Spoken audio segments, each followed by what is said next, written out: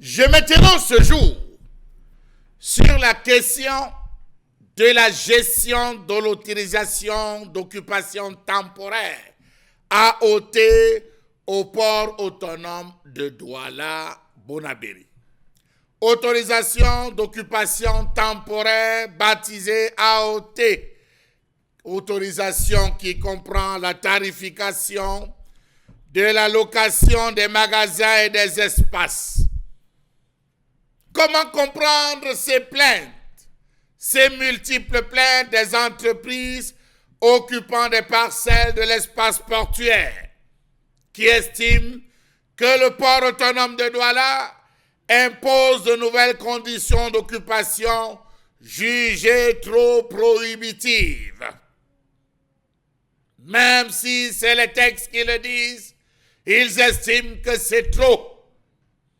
Comment comprendre cette hausse incompréhensible de la redevance domaniale de la place portuaire de Douala? Les factures y afférentes ayant subi une augmentation aussi brutale qu'inexplicable, de 150 à 175%, ce à la faveur d'une résolution du conseil d'administration du port autonome de Douala, réuni à Yaoundé le 11 octobre 2017. Et dont les mécanismes, même si amélioration tenue jusqu'en 2019, n'arrangent toujours pas les entreprises. Comment comprendre que le prix du loyer qu'il y a le port autonome de Douala à ses prestataires locataires soit passé du simple au triple? En 2000, par exemple, le prix du mètre carré hors taxe était de 1884 francs CFA l'an. Aujourd'hui, ce tarif passe à 4500 francs le mètre carré. Par ailleurs, il faut relever que contrairement à ce qui se faisait avant et où le contrat était synalagmatique, c'est-à-dire que les contractants discutaient d'égal à égal des clauses du contrat, c'est plutôt un contrat d'adhésion qui leur est désormais imposé aujourd'hui. Bien plus grave encore, le renouvellement du contrat de concession n'est plus automatique après la demande faite par la Maudière. Le renouvellement doit être signifié et de façon écrite par l'administration portuaire. Autre exemple, une société dont la redevance domaniale trimestrielle était de 5 549 275 francs CFA en 2017 aura reçu au titre du premier trimestre 2018 une facture de 19 987 993 francs CFA ramenée à 13 784 000 francs CFA pour le deuxième trimestre 2018. Vous voyez effectivement qu'il y a des fluctuations incompréhensibles.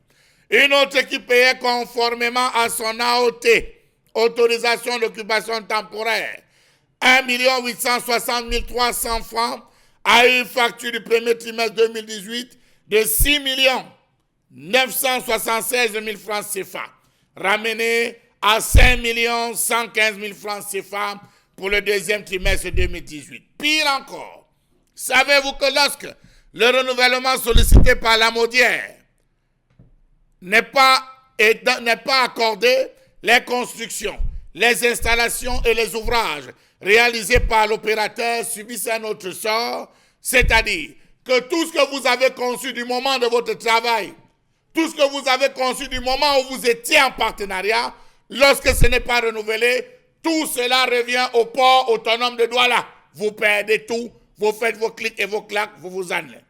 Clause qui prévoit, dans le contrat d'adhésion que, je cite, à l'expiration de la convention, pour quelque raison que ce soit, les constructions, ouvrages et installations érigés et amortis par la Maudière reviennent obligatoirement et gratuitement et de plein droit au port autonome de Douala, au plus tard le jour de la sortie des lieux.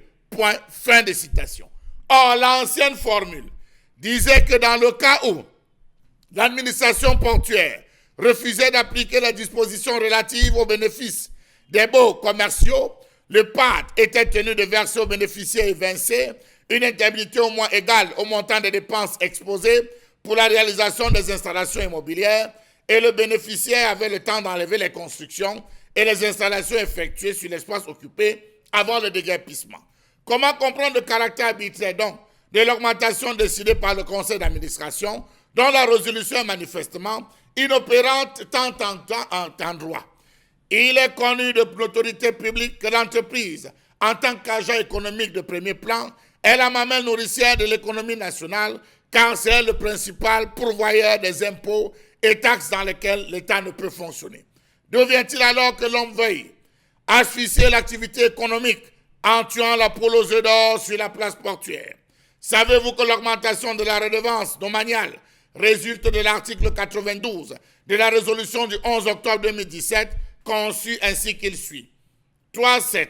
Les tarifs de location hors douane des magasins, bureaux, ateliers, terres, pleins et terrains sont majorés ainsi qu'il suit. 30% si le lot jouxte la bande de bord à quai. 25% s'il existe une desserte routière. 20% s'il existe une desserte ferroviaire. 10% s'il existe un réseau d'électricité. 10% s'il existe un réseau téléphonique. 10% s'il existe un réseau d'eau. Dans le cas où l'espace loué est doté de plus d'un réseau, la majoration totale à appliquer au tarif du loyer est égale à la somme des majorations élémentaires. Dans le cas où l'espace loué est aménagé par un immeuble à plusieurs paliers, la majoration appliquée au tarif des loyers prend en compte la surface de l'espace loué par palier qui est fixé ainsi qu'il suit. 20% pour les R plus 1, 15% pour les R plus 2, 10% à partir de R plus de 1 plus 3. Et il a souligné que cette majoration inédite des tarifs s'adosse sur un loyer au mètre carré déjà multiplié par 6 au terme de l'article 99 de la résolution du conseil d'administration du 11 octobre 2017, conçu encore ainsi qu'il suit. Les tarifs de location des terrains du domaine public portuaire de Douala sont fixés comme suit. Terrain aménagé par mètre carré par an, 8 200. Terrain non aménagé, mangrove et marécage par mètre carré par an, 3 000.